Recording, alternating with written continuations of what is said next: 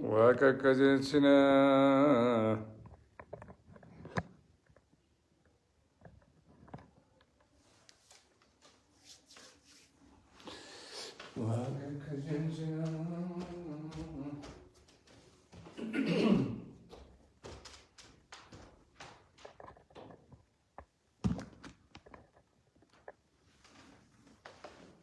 وككجنسنا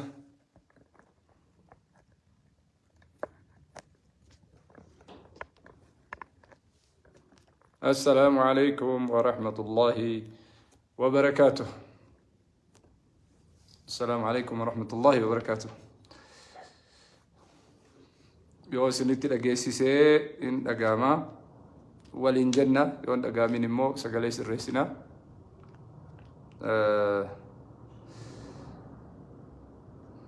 كانوا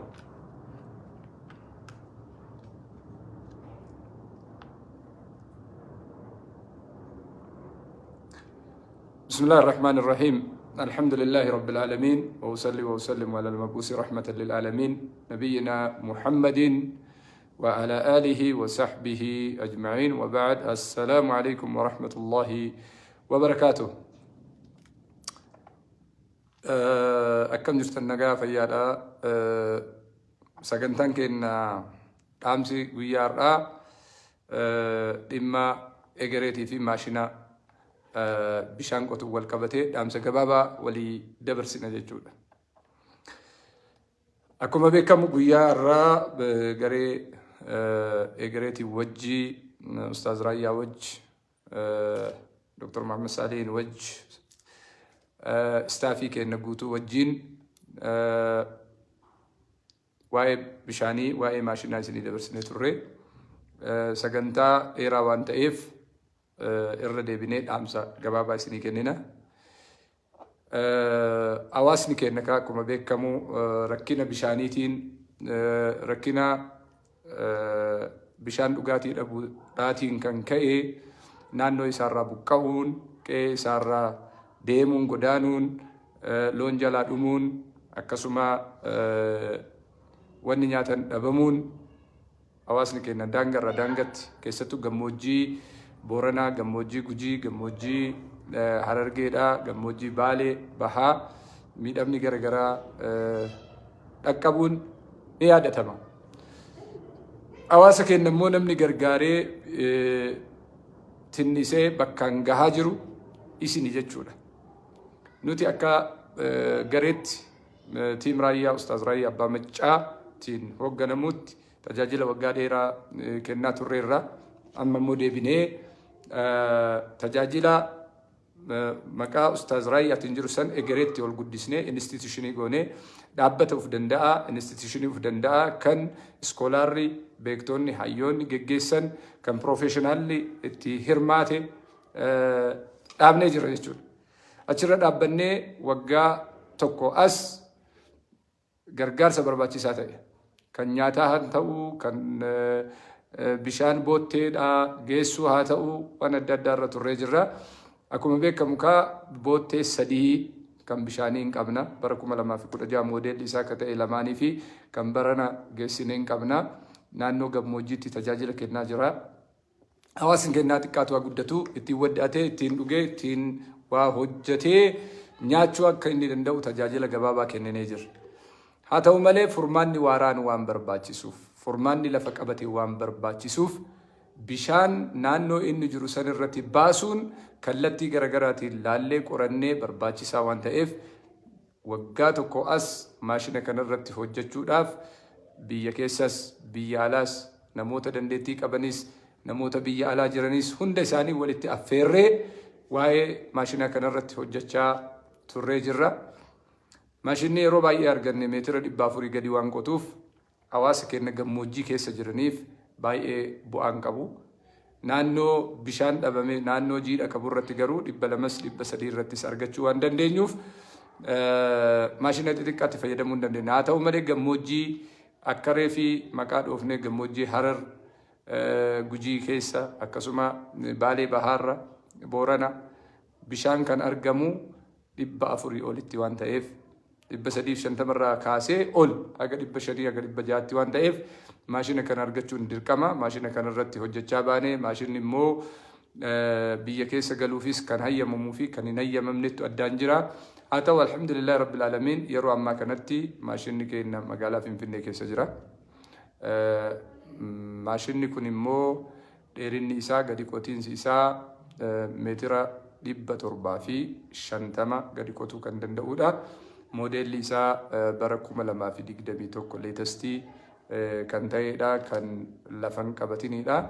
Kanaaf maashinni kun immoo yoo rabbi jedhee yeroo muraasa booda ogeessota biyya keessaatii fi biyya alaatiin walitti qindaa'ee kan tajaajila kennuu jalqabu ta'uu asumaan isinii ibsina jechaadha. Alhamdulillahi rabbil alamin, isinis baga gammaddan nus baga gammannee rabbiin keenya subhaanahu wa ta'ala waan dalagnu keessatti ikhlaasa nu kennee nama hawaasa ofii tajaajilee nus humna qabnuun waan dandeenyuun hawaasa kana bira dhaabbannee fuula rabbii subhaanahu wa ta'ala fuula ifaadhaan akka rabbii wal qunnamnu du'aa'ii akka nu gootanii fi kun achirratti. Inni lammaffaan maashinicha bituudhaaf gatiin isaa guddaadha. Akkuma beekamu baankiin hojii gamtaa Oromiyaa kophaa isaatti miliyoona 50 fi qarshii 500 qardan hasanaa nu kennee maashina kana akka binnu taasifamee jira. Maashinni waliigalatti gara qarshii miliyoona 61 fudhata. Miliyoona 61 jechaan immoo afaan irratti salphata malee hojiitti yogguu as deebi'u baay'ee ulfaataadha. haa ta'u immoo aga hawaasa bal'aa, hawaasa guddaa, hawaasa obsa qabu, hawaasa kabajamaa kana of harkaa qabnutti wanni hawaasa kanatti ulfaatus hin jiru.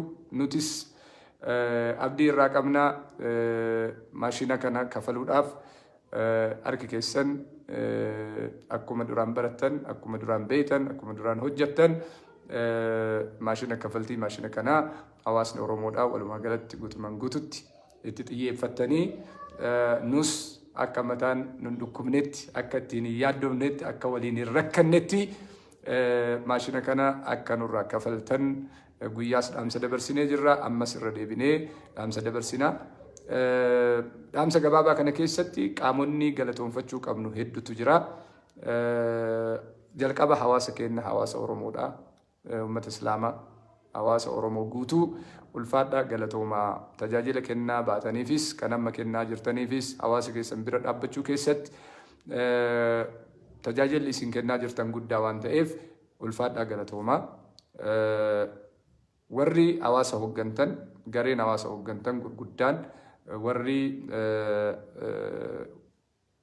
afooshaa garaagaraa hooggantan, warri waajjira garaagaraa hooggantan, warri NGO adda addaa keessa jirtan, warri immoo hawaasa community biyya alaatii fi biyya keessaa hooggantan hundi keessanuu akka hooggansaatti gahee fi gumaacha isinirraa barbaachisu baatanii akka maashina kana nurraa kafaltan abdii isinirraa qabna. Waliigalatti birrii miliyoona 61 isa laayisensii isaa wajjin, bittaa fi gurgurtaa isaa wajjin, waan kafalamee fi waan ba'ee wajjin kan risiitiidhaan, siliippiidhaan waan irratti kafalamee fi bitameen istaafiin ifa isinii godha. Duratti baasee waraqaa isinii maxxansa. Kan qaama mootummaarraa nu dhufes kan immoo waajjira adda addaarraa fudhannees kan bittaa fi gurgurtaas kun isinii maxxanee asirratti duula bareedaa nu gootanii maashina kana qarshicha akka nurraa kafaltan asumaan dursinee amaanaa isiniin jenna. Inni lammaffaan qaamni galatoonfachuu barbaannu qaama 3-4tu jira. Tokkoffaa hawaasa keenya jennee jirra. Lammaffaa qaama mootummaadha, waajjiraalee mootummaa adda addaa kan maashinni kun qaraxaan ala gatii isaati. Miliyoonni 61 kun gatii isaati malee qaraxni keessa hin jiru. Tajaajila adda addaa yoo qabaate tajaajila xixiqqaa waan birrii miliyoona tokko baasu maqaa jijjiirraa fi taargaa lakkoofsa gabateedhaa itti baasu yoo ta'e malee karaa mootummaatiin bilisa ta'ee akka seenee tajaajila kennu xalayaan adda addaa nu barraahee jira. Kanaafuu qaama mootummaa, waajjira mootummaa kan hawaasa keenya moggaa dhaabbattanii yaada keenya nurraa fudhattanii hojii kana konsernii keenya jettanii nu gargaaraa baatan hundi keessanuu dhuunfaanis haa ta'u, gareenis haa ta'u, waajjiraanis haa ta'u, akka dhuunfaatittis haa ta'u warri tajaajila kana nu kennaa baatan ulfaadhaa galatoomaa. Rasuulli Rabbii alayhi salaatu wassalaam من صنع إليكم معروفا فكافئوه فإن لم تجدوا ما تكافئونه فادعوا له. نما تلتو نمتي أولي إنو هاتو إن أمنتي في لها قباتو بيا في لها جراتو قالتهم فتشون ديني كينا الرأي ديني كينا كانما تجاجل كانما واقود من لم يشكر الناس لم يشكر الله سبحانه وتعالى. كناف والفادة قالتهما كيستو وأجر بشاني وأجر فاينانسي gumruukni waliigalteedhaan NGO waajjirri NGO hayyamuu fi akka waajjira ittisa balaa buusaa gunuufaa hundi keessanuu ulfaadhaa galatoomaa. Hawaasa keessan bira dhaabbachuutti nu bira dhaabbachuutti warra biyya keessan jirre warra fiildiidhaaf bahe ka baadiyaa jiru ka hojiirra jiru hunda isaa bakka inni jirurraa nu qindeessitanii nu yaamtanii akka yeroo gabaabaatti fixannu waan nu taasiftaniif ulfaadha. Ammas warri gabatee nu baastanii fi warri faayila adda addaa xumurtanii akka hojiitti galu nu taasisuun isin biraa eeggataa jirru. Akkuma warri kun tajaajila nu godhee waan adda addaa nu xumure sanitti gabatee itti nu baasuu irratti faayila garagaraa fe'aa irratti magaalaa keessaa baasuu irratti akka nu bira dhaabbattan asumaan yaamicha isinii dabarsinaa. Dabalataan qaamni mootummaa waan kana nu gargaaraa baatan immoo ekspertii keessan warra isin bira jiru qorannoolee keessan kan bishaan iddoo adda addaatti qorattanii qorachiiftanii harkaa qabdan akka nu kennitanii nus qorannoolee qabnu walitti finnee humna kennaa fi qabeenya keenya asoo hin qisaasiin hawaasa keenya tajaajilu akka nu bira dhaabbatan ammas irra deddeebinee isin gaafannaa. Qaamni sadaffaan warroonni dandeettii akkasii qabdan bishaan baasuu irratti maashina irratti hojjechuu irratti dandeettii garagaraa qabdan hundi keessanuu karaa lakkoofsa telefoonaa isinii maxxansinaa. Karaa lakkoofsa telefoonaa saniin bilbilaa saniin hundi keessanuu garee uumtanii bakka deemnutti akka humnaan dandeettiidhaan beekumsaan nu gargaartan yaamicha dabarsina jechaadha. Inni biraa namoonni waan kanarratti tajaajila kennuu barbaadan namni maashina kana sochoosee bakka barbaachisaa ta'een ga'ee hojjechiisee isinitti dabarsu kaampaanii mataa isaa waan ta'eef kaampaaniin kun immoo kaampaanii biyya Turkiiti. Achirraa dhufanii maashina kana sochoosu. Kanaaf sochoosuu qofa osoo hin ta'in leenjii kennanii deemu. Warroonni bishaan irra hojjettan warri waan kanaaf fedhii qabdanis waajjira egeree Finfinnee Furii gamoo waliifan irratti dhiyaachuudhaan istaafii keenya biratti galmooftanii tajaajila sanis leenjis waliin fudhattanii hawaasa keenya akka tajaajiltan isin gaafannaa. Kan kanarraa nafee hawaasa keenya bal'aa biyya keessa jiru ka biyya alaa qofa osoo hin ta'in ka biyya keessa jiru abbootiin qabeenyaa warri Rabbiin subhaanahu wa ta'ala rizqiin tuni walirra jirti. Abba tokko kennee tokko Rabbiin dhooggataa, tokko fayyaa kennaa, tokko qarshii kennaa, tokko beekumsa kennaa, tokko humna kennaa. Rizqiin garagara ka tokko qofaa miti. Warri Rabbiin harka keessan waa kaahee maashina kana nurraa kafaluu irratti harki keessan bal'aa haa ta'u. Sadaqa jaariyaa bishaan tubaa bishaan kun bakka tokkotti hin bahu bakka lamatti hin bahu haga maashinni kun jiru bakka hunda deemee baasa waan ta'eef sadaqaa jaariyaa abbaa keessanirraa haadha keessanirraa warra isinirraa akiramirraa mataa keessanirraa sadaqaa kana godhattanii maashinni kun boolla inni baasu tokkoo mi lamaa mi sadii miti ilaa yawmal qiyaama bishaan kun haga jirutti haga lafti biyyi lafaa lafarra jirtutti akka Rabbi biratti subhaanahu wa ta'ala ajrii kana argattan keessa akka buufattan kanas asumaan isinii dhaamna. Warroonni immoo naannoo garagaraatti baasiilee bishaan kana baasuuf barbaachisu paakeejiidhaan jira, meeshaatu jira, waan achi keessatti awwaalamee ka'u jira, meetirri 500 600 lafa jala qotamee hogguu bahu akkanumaan biyyeen qofti keessaa waliin bahu. Kanaaf kanarrattis namoonni paakeejiin baalee irratti nabbaasaa nattu danda'a baasiisaa Harar irratti baasii isaan addanda'a, Gujii Boorana irratti baasii isaan addanda'a jettanis paakeejiiwwan lafa kennuuf kunis itti qophooftanii bishaan san baafachuu hin dandeettanii. Namoonni bishaan xixiqqaa baastanis aga humna keessaniitiin bishaan xixiqqaa birrii xixiqqaan baastanis bishaan guddaa irratti xiyyeeffattanii bakka rakkoon dhugaadhaa jirtu immoo hawaasa keenyaa gammoojjii keessa jiru kan bishaanii fi sanyii bishaanii arguu hin dandeenye irratti invest gootanii waan qabdan waan xiqqoosan bakka sanii walitti qabattanii akka keessa buufattan asumaan amaanaa isiniin jenna. Baankoliin 17-20 ta'antu biyya kana keessa jira. Baankiin tokko qofa nu bitee gatii isaa san kafaluuf deemuurraa hundi keessanuu maqaa keessanis tajaajila keessanis ol baafnee hawaasa keenyaaf waan himnuuf baankileen garaagaraa xalayaa isin erginee jirra. Xalayaa ergine san irratti contribution keessan akka nu kennitan asumaan dhaamsa isinii dabarsinaa. Kan kanarraan hafe Rabbiin keenya subhaanahu wa ta'ala waan dalagnu keessatti waan sadaqannu keessatti waan hojjennu hunda keessattuu anaa fi nuunaa jedhu hawaasni keenya bal'aan baga waliin gammanne. Maashinni kun maashina meetira 750 gadi qotu 00dha. Modeelli isaa modeela 2021. Gatiin isaa akkuma guyyaa simaa turre birrii miliyoona 61 fixa. Kana kafaltii waliin kafallaa waliin wal bira dhaabbannaa. Kanaafis biyyoota garaagaraa keessa deemuun hin barbaachisu. Kanaafis immoo harka nama hunda jala qabachuun hin barbaachisu. Kanaafis immoo biyya keessaa baanee gara biraas deemuun hin barbaachisu. Bakkuma jirtanirraa iddooma jirtanirraa hawaasa keenya wal bira dhaabbannee akka baasnuuf maashina tokko qofa osoo hin ta'in maashina lammaffaa sadaffaa afuraffaas abbaan Rabbi rahmata godheef bitee walitti qabee hawaasa keenya yoo tajaajile humna bal'aa qabnaa, hawaasa bal'aa qabnaa, hawaasa guddaa qabnaa, hawaasa hayyuu qabnaa, baay'inni keenyas galaanaa waan xiqqoo walitti buusne waan guddaa hojjechuu dandeenya. Kanaaf namoonni waa hojjettanis xiyyeeffannoon keessan kan ta'uu qabu waan guddaa irratti furmaata waaraa irratti waan yeroo dheeraa deemuu danda'u irratti waan waggaa 20, 30, 40, 50 har'aa hawaasni kun itti tajaajilamu irratti xiyyeeffannee gargaarsa keenya akka goonu. Kana keessatti immoo namoonni gargaarsa garaagaraa gargaarsa midhaanii gargaarsa waan adda addaa jettan gargaarsi kun waan guyyaa 15 waan guyyaa 20ti.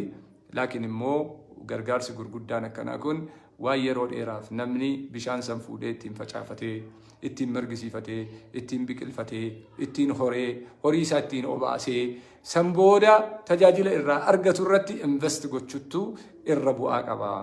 Dhugaadhaa beelli yeroo hin qabu, beelli beellama hin qabu, beelli rakkisaadha. Haa ta'u beela moggatti wal gargaaraa wal bira dhaabbachaa beela san immoo yoo rakkina namtolchee hin ta'in rakkina uumamaa nus haga dandeenyeen kan Rabbiin itti kadhata. Karaa biraatiin immoo oomisha keenya oomishataa bishaan sanirraa waan argannuun gammoojjiin yeroo baay'ee waanuma xiqqootti siigaa lafti isii yoosuu marga bishaan xiqqoo argannaan yoosuu gubbaan marga ol biqilaa mukattu biqilaa re'ee loon gaala kana horsiisuu irratti rakkoon hin jiru. Bishaan isaanii baafnee fi at least yeroo gannaa qofa osoo hin ta'in yeroo bonaa bishaan kun bahee boolla wayiitti wal gahee yeroo bonaa immoo loon isaanii akka achirraa dhuguu danda'u, gaalli isaanii achirraa akka dhuguu danda'u, re'een isaanii achirraa dhuguu akka danda'u, lafti isaanii achirraa biqilchuu akka danda'utti bishaan bahu kun yeroo dhugaatii qofaaf osoo hin ta'in naannoo guutuu akka misoomsu boolla gurguddaa qotuu irratti boolla meetirri 600, 700 haga watar beezii argannutti gadi siiqnee bishaan guddaa haga argannutti waan xixiqqoo harkaan paamp godhanii fi waan adda addaa akkuma ganda keessatti hojjetamu kan ka paampii sanirraa immoo waan naannoo biraa obaasuu danda'u waan hawaasni keenya itti fayyadamuu danda'u irratti xiyyeeffachuun barbaachisaadha. Lammaffaa buqqaatiin hawaasa keenyarraa naannoo tokkorraa buqqaanii naannoo tokko deemu godaansi naannoo tokkorraa ka'anii naannoo tokko deeman kun irraa dhaabbachaa deema. Maaliif bishaan barbaacha adaduma deemaniin adaduma naannoo gadhiisaniin adaduma badheessanirraa fagaachaa deemaniin haalli illee dhibaadha. Buqqaatii illee dhibaadha. naannoo ofii gadhiisaa deemanii bakka dhaloota isaanii gadhiisaa deemanii bakka handhuurri isaanii itti awwaalame irraa ka'aa deemanii kuni akka hin taane hawaasa keenya bakka inni jirutti tajaajila kennaafii deemna malee sababa bishaaniitiin gabbuqqaanii lafa isaanii gadhiisanii akka deeman naannoo isaanii gadhiisanii akka deeman wajji jireenya hawaasummaa gadhiisanii akka deeman loon isaanii akka naannoo sanirraa kaasan naannoon gariin gaala qeebalu jira gariin isaa kan re'eef hin taane jira kan gaalaaf hin taane jira kan horiif hin taane jira naannoon isaanii sun garuu naannoo filatamaadha bishaan dhaburraa kan ka'e naannoo biraa waan deemaniif akka akkasitti bittinnaahanii hin deemne kanaaf iddoo sanitti bakkuma isaan jiran sanitti bishaan isaanii baasu seenaa bareedduu keessatti dalagu ashaaraa wayii lafa kaahu borga namaafis hojii fakkeenya ta'u wayii hojjetanii kutuu addunyaan tuni gaafa nu dhalannullee akkanuma jirti gaafa nu duunullee akkanuma jirti kanuma. Akkanumatti itti dhufne akkanumatti biraa godaanuuf deemne wanni guddaan nu asirra dalaynu gahee keenya bahuu qofa gahee keenya bahuu keessatti immoo waan mul'atu waan guddaa waan laalamu waan argamu waan akkasiisan irratti xiyyeeffanne namni hunduu waan rabbi isaa kalaqeen jiraata waan rabbi isaa laaffise jira kulluun muyassarun limaa khuliqa lahu namni waan uumameef qaba gariin isaa siyaasa dalaga siyaasa saniif uumame gariin isaa gargaarsa hawaasaa irratti hojjeta hawaasa saniif uumame gariin isaa daldalee jiraata saniif uumame gariin isaa barnoota irratti xiyyeeffatee barnoota hojjeta saniif uumame hundi namaa karaa tokkorra yaa'uus hin qabu hundi namaa karaa tokkorra deemuus hin qabu hundi namaa wal fakkaachuu illee dirqamaa miti hundi namaa ilaalchi isaa tokko ta'uu hin qabu hundi namaa akkuma bifa isaa akkuma ilaalcha isaa wanni hundinuu addaan jira akkuma jiru sanitti waan inni qabuun irraa fayyadama wal fayyadaa wal duuka deemuun barbaachisaadha. نوس كرب لافي سدلقنا سي أتلي كرب سي لافي سدلقي كصدقتشو دندو صدقتو كبرتشو دندتو بردو كغرغارو دندتو غرغاري كچليسو دندتو چليسي واني قدان أسرتي ولي قونو توكو فا والبرد أبتشو ولي بيكو والبيكو ولي يادو دند أمو جتشانا بفتوكون حالة توكون أديم ستوكو والدوكا ديمو والدقيفتشو والغرغارو obboleessa bira dhaabbachuu hawaasa ofii dhaggeeffachuu laalaa hawaasa ofii rakkoo hawaasa ofii xiinxallanii beekuu xiinsammuun isaa akka miidhamne qorqalbiin isaa akka miidhamne bira dhaabbachuu ammachuu kanuma wanni namarraa barbaachisu wanni guddaa yoo kana godhuu dadhaban immoo afaan ofii irraa qabachuu sakaaluu dhabuu gufuutti ta'uu dhabuu hawaasni akka barbaadetti akka jiraatu karaa gadhiisanii fi akka tajaajilu godhuudha kunis gargaarsa lammaffaati. Ufuma irraa qabuunu gargaarsa lammaffaati. Waa gargaaru osoo hin ta'in ufuma irraa qabanii mataa ofii irraa qabanii jiraachuun gargaarsa lammaffaati. Nama waa hojjetu, nama waa dalagu, nama hawaasa tajaajilu, qeequu dhabuun, miidhuu dhabuun, hidhuu dhabuun, dararuu dhabuun, biyyaa baasuu dhabuun, rakkisuun dhabuun gargaarsa lammaffaati jechaadha. Kanaaf ijoollee waa gargaartu hundaa gargaara. Nama waa gargaaru hunda bira dhaabbachaa maashinni keenya bitamee magaalaa Finfinnee seeneera.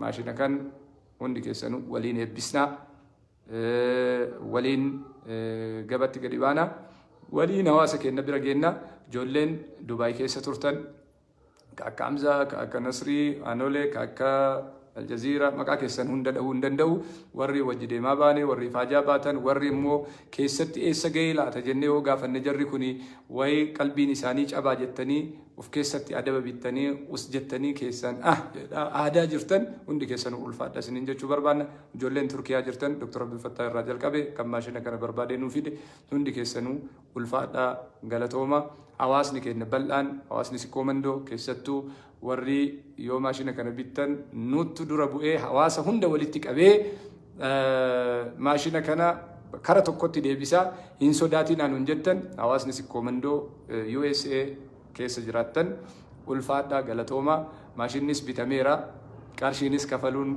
guyyaan isaa gaheera onneen nu horachiistanis fardillee kuno dirreenillee kuno isinillee jirtanii ulfaadha galatooma idaan nurra jira nurraa kafaltanii gatii liqii nurraa kafaltanii naannoon biraas warri Maccaatu Lamaas akkasuma ijoolleen Kanaadaa keessa jirtanis hundi keessanuu warreen rakkoon hin jiru hanga dandeenye wal bira dhaabbanna jettanii hamilee nutti godhaa baatan hundi keessanuu maashinni galeera miliyoona 61 baankiin hojii gamtaa Oromiyaa kophaa isaatti Qardan Hasan waan jedhamu ka dhalarraa bilisa ta'e jechaadha. Birrii 1,50,000 fi 500,000 nu kenne kan hafe nutti guuttannee kafalameera.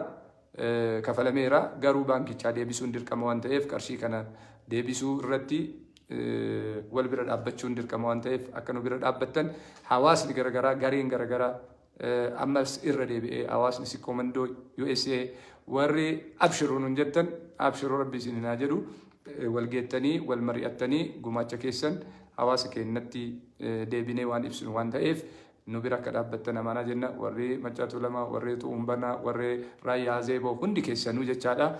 Ijoolleen Afran Qalloo, warri Booranaa Baareentu hundi keessanuu tajaajilli bishaanii kun hawaasa keenya bal'aa fi Gujitti yoo baafne hawaasa Oromoo guutuuf baasne, Booranatti yoo baafne hawaasa Oromoo guutuuf baafne, Harargetti yoo baafne hawaasa Oromoo guutuuf baasna, Baaletti yoo baafne hawaasa Oromoo guutuuf baasna. Naannoo bishaan jiruu fi bishaan hin jirrettis yoo baafne hawaasa Oromoo guutuuf baafna. Hundi keessanuu sagalee tokkoon, afaan tokkoon, beelli naannoo hin qabu, rakkoon amantii hin qabu. Hawaasummaadha, namummaa keessatti, hawaasummaa keessatti wal bira dhaabbachuun immoo aadaa keenya. Oromoon akka aadaa isaatti bishaan ala bulchaa, mana keessan bulchu ala bulchaa, gadi baasee namni karaa deemu haa dhugu jedhee biraa deema. Jarikaaniin ala kaayee biraa deema. Aanan qabu aanan ala kaayee biraa deema. Keessummaan karaa deemtu haa dhugu jedhee biraa deema. Qalbiin isaa garaan isaa laafaadha. Aadaa qabna, seera qabna. Akkatti jiraanne qabna, akka abboonni ittiin guddisan qabna.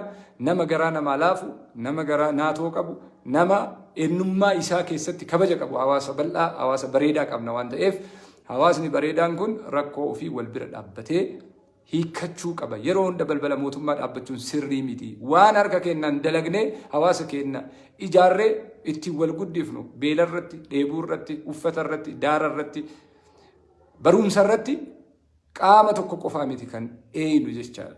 Qaama tokko qofaa miti kan eeyinu. Kanaafuu gareen hundinuu kan biyya alaa keessa jirtan haa ta'u kan biyya keessa jirtan, afooshaan hundinuu kan biyya keessa jirtan haa ta'u kan biyya alaa jirtan, baankiileen garaagaraa kan biyya keessa jirtan, kan naannoo biraa jirtan, gareen xixiqqaan, gareen guguddaan, gareen dubartootaa, gareen shabaabaa, gareen qeerroo, gareen qarree, gareen tola ooltummaa dalaydan, gareen miti mootummaa taatan, garee mootummaa taatan, qaamni mootummaa hundi keessanuu hawaasa keenya bira dhaabbannee gatii kanallee ofirraa kafallee hawaasa keenya akka tajaajilu akka nu bira dhaabbattan. As keessatti amantiin barbaachisu, naannoon barbaachisu, maaliin barbaachisu, namummaa qofa barbaachisa, nama ta'uu qofa barbaachisa, hawaasummaa barbaachisa, gahee qofa barbaachisa. Abba fedhe yoo ta'e sareenis dhugdu, adurreenis dhugdu, raammoonis dhugdu, wanni lafaa bayu muknis dhugu, lafa nu irra jirru irratti namni rakkatinii kan jedhu qofa loogoo akkasii san qabannee of dura deemnaa. Ulfaadhaa, galatoomaa. As jalatti akkaawuntiin jira. Akkaawuntiin kanuma duraaniiti. Egereef dhaabbata egereeti. Baankii 3 irratti baname. Baankiin kooperaatiivii 10,000 91 71 69 37. Baankiin daldala Itoophiyaa irraa 1,000 45 81 44 24 2. Baankii Hijiraa irraa 10,000 60 10 duwwaa 1. Kanaan galii gochuu hin dandeettanii. Nuti birrii takkas, birrii 10s, birrii 50s, 100s, miiliyoonas kan nu kenne hundi keessanuu imkaaniyaa keessaniin kennitan, dandeettii keessaniin kennitan, ilaalcha sammuu keessaniitiin kennitan, quuqama hawaasaa qabdaniin kennitan, quuqama mataa keessanii kan hawaasaaf laalaa hawaasa keessanii laalaa kennitan waan ta'eef nu biratti kan qarshii 10s, kan miiliyoonaas, kan miiliyoona 50s ulfina qabdan, kabaja qabdan, galata qabdan, ulfaadhaa, galatoomaa. Tajaajilli nu kenninu hawaasa keenyaa fi tajaajilli nu kenninu ummata keenyaa fi tajaajilli nu kenninu hawaasa bal'aa, hawaasa keenya, hawaasa ulfaataa, kabajamaa, guddaa kanaa kennina. Hawaasa guddaa kan akka inni harka isaa nama jala hin qaban, akka inni harka isaa nama jala hin qabne, akka kadhattuu hin taane, kadhatees hin beeku, akka innis hin kadhanne, akka innis hin rakkanne, akka innis hin buqqaane, akka namaatti akka inni jiraatu, namaa olitti iyyuu miti, nama wal qixxaayee akka inni jiraatu. eenyummaa isaatiin, qabeenya isaatiin, jireenya isaatiin, lafa isaatiin, lafee isaatiin, biyya isaatiin, eenyummaa isaatiin, jireenya isaa keessatti barumsa isaatiin, beekumsa isaatiin, qalbii fi sammuu isaatiin, xiinsammuu isaatiin kana hundaanuu baalaansi godhe akka inni jiraatu yoo nu jiraanne hawaasni kun jiraata waan ta'eef yoo nu beeyne yoo nu dura dhaabbanne isarraa deebisne hawaasni kun jiraata waan ta'eef gatii nurraa barbaachisu kaffaluun dirqama kenna. Gatii nurraa barbaachisu kennuun dirqama kenna. Beekumsi is about information. Haganuma. Knowledge is about information. Beekuun hojjechuu miti. Manatti walitti qabanii bira taa'uun qabeenya miti. Qabeenya jechuun kan itti nyaatan, kan itti fayyadaman, kan uffatan, kan kennatan, kan itti tajaajilaman. Rabbiin kenna subhaanahu wa ta'ala ilma namaa kana waan kenneef irraa arguu barbaada. إن الله يحب أن يرى أثر نعمته على عبده سبحانه وتعالى. ربي وانسي كن كان سر أرجو بربادة.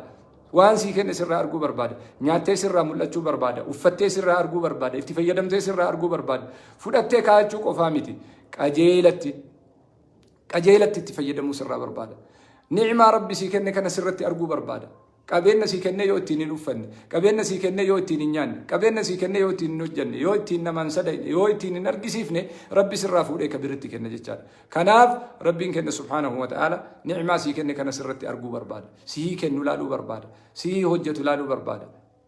Waan bareedduu akka ta'e hojjettu barbaada. Inna Allah jamiilun yuhibbul jamaal. Rabbiin subhaanahu wa ta'ala Rabbi bareedaa waan bareedduu barbaada. Namni tokko yoo waa hojjetu waan qulqulluu hojjechuu irraa eeggama. Namni tokko waan tokko yoo hojjetu waan qulqulluu, waan mul'atu, waan laalamu, waan namni ijaan arguu danda'u, waan hisaaba godhan, waan namni martuu yoo arge sirriidha ittiin jedhu kanattu irraa barbaadama. Rasuulli Rabbi alayhi salaatu wassalaam akkasuma hin jedhan. Namni waa hojjetu tokko inna Allah yuhibbu ahadukum nam tokko Rabbiin kenna subhaanahu wa ta'ala nama waan qulqulluu dalaguun jaalata. Idaa camila camalan an yutqinahu waan bareedduu dalaguu isaa irraa fedha. Waan bareedduu kana dalagnee waan mul'atu dalagnee bishaan kana ol baasnee wayita hawaasni kenna dhugu. Wayita loon dhugu, wayita wanni lafaa bahu kun itti fayyadamu arguu caalaa wanni nama gammachiisu waan hin jirreef barumsi kenna gatii haa argatu. Barumsa kenna ittiin hojjechuun barbaachisaa. Qabeenyi kenna gatii haa argatu. Qabeenya kenna ittiin hojjechuun barbaachisaa. Beekumsa kenna ittiin hojjechuun barbaachisaa. Humna kenna ittiin hojjechuun barbaachisaa. Aqlii kenna ittiin hojjechuun barbaachisaa. Kabajaan ilma namaa tajaajila inni kennee ilaalama. Tajaajila inni kennee ilaalama. بيكو إساتين اللالم بيكم سسن التين هجتشو سن اللالم لما تقولون ما لا تفعلون جل رب سبحانه وتعالى وان حاسفتو كان يوتي نجنتاتي ناسين حاسور أبتشو سويا ما لي في نمني وان دلقو كان موديلة برباجي سادا قدوات برباجي سادا نمدر وقودي من وفيت تجتني أرقسيسون برباجي سادا hojjetanii argisiisuun immoo kennanii sadaqatanii nyaatanii nyaachisanii ni'maa rabbii kana alhamdulillah jechuu barbaachisa waan ta'eef hawaasa bal'aa hawaasa bareedaa hawaasa kabajamaa hawaasa ulfaataa hawaasa waan barbaachisaa ta'e gaara hin dhiibna yoo jenneen tulluu kanarra hin baana yoo jenneen abshiruu namaan jedhu keessa waan jirruufi akkaawuntiin keenya akka baankii hojii gamtaa oromiyaa jira kan hijiraa jira baankii daldala Itoophiyaa jira wanni ergamu kun seera qabeessa NGO'dha professionaalota jira iskoolaara gurguddatu waajjira keessa jira baasii fi galii qaba riippoortii qaba kan hojjennu qaama mootummaa biyya keessa jiruun kallattiidhaan wal dubbisaa wal hubachaa waajjiraalee mootummaa garaagaraatiin wal qunnamaa karaa irra deemnu hundarrattu proosiijarii kenna eeggataa bakka ijjannu bakka dhaabbannu akka itti deemnu akka itti haasofnu akka itti dubbannu akka itti fudhannu akka itti kenninu hunda isaatu kaalkuleet godhamee karaa saniin deemama jecha kaalkuleeshiniin alatti wanni dalagu tokkollee biyya kana keessa hin jiru biyyi mataa isiititti seera ofii qabdi aadaa isii qabdi akkaataa irra dhufte qabdi waan baratte qabdi naareeshinii garagaraa tirriktii garagaraa afoolaalee garagaraattu biyya kana keessa jira ija qaroodhaan ija qaruuteedhaan ija waa laaluun ija waa beekuun sochoona malee tasa ol makaaniin deemnu waan ta'eef warri qalbii keessan keessas akkamitti deemama akkamitti ta'a jettan abshiru barakallahu fiikum professionals scholars warra dandeettii qabu warra beekumsa gurguddaa qabuttu hooggana nuti afaan hawaasaa sagalee hawaasaa rakkoo hawaasaa warra dhiyeessu malee warri nu jala jiru warri nu hooggannu warri nu sochoosnu kun warra dandeettii sitti qabu warra beekumsa sitti qabu warra ga'umsa sitti qabu warra seera biyyaas beeku warra seera lafaas beeku warra seera ardiis beeku warra seera rabbiis beeku warra seera namaas beeku warra seera mootummaas beeku warra seera isaa eeggatee karaa irra deemuu fi karaa irra deemuu qabu beekutti sochoosa waan ta'eef بارك الله فيكم. وان قرتمي وان هوبتمي وان بيكمي وان لالمي وان irratti hojjetame ol baafame gad deebi'ame kalkuleeshiniin isa sirraahin deemna waan ta'eef adeemsi isaa qarshiin ergamu karaa nama dhuunfaatiin erguun hin danda'amu, karaan ittiin ergamuu danda'u karaa NGO'ti. NGO'n immoo seera qaba, seera saniin ergama, riippoortii godha, bakka inni bahe eessarraa akka dhufe, hagamtu akka dhufe, hagam akka bahe, kuni hundi kiliraansii barbaachisa waan ta'eef karaa sanirra sochoona waan ta'eef ulfaadhaa galatoomaa baga gammaddanii baga gammannee maashina keenya gaafa sochoosnu gaafa tajaajila tokko tokko kenninu walitti baanee kan wal argisiisnu ta'a. Akka Ustaaz Raayyaan jedhe sanitti iji nagaa wal nu argu gaafii adda addaa yoo qabaattan lakkoofsa bilbilaa isinii kennina duwwaa 9 takka takka duwwaa 5 13 83 na bira bilbiluu hin dandeettu. Kanachirraa nafe immoo asirratti isinii maxxansinaa. Wassalaamu alaikum wa rahmatullahi wa barakaatuh.